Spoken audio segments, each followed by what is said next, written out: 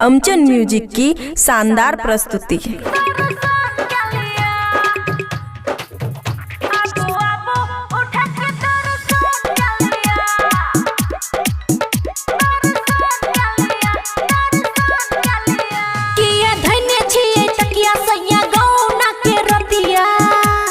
बोलू ना सुनो किया धन्य छिए तकिया सैया गौना के रतिया, किया धन्य छिए तकिया सैया गौना के रतिया।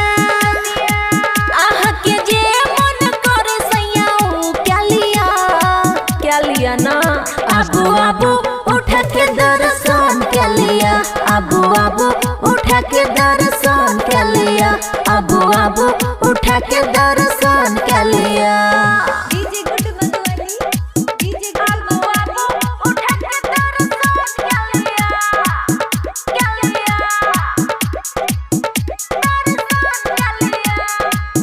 खुशी रिकॉर्डिंग स्टूडियो बलुआहा।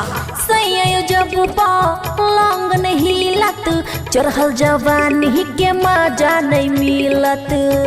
सुनो ना मजा नहीं मिलत। हाँ सैया जब पलंग नहीं हिलत, चढ़ल जवानी के मजा नहीं मिलत। तनी देहिया से देहिया के मेल कलिया,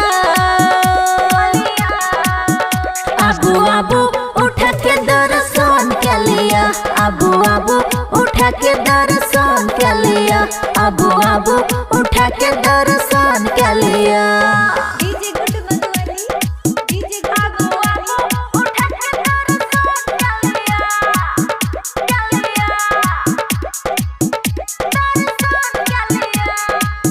खुशी रिकॉर्डिंग स्टूडियो बलुआहा।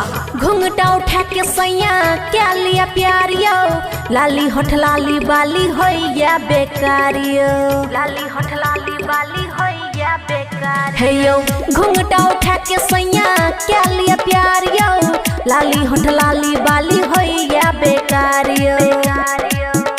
अमना के सैया जी दाना दान क्या लिया, आबू आबू उठा के दर्शन क्या लिया, आबू आबू उठा के दर्शन क्या लिया, आबू आबू उठा के दर्शन क्या लिया।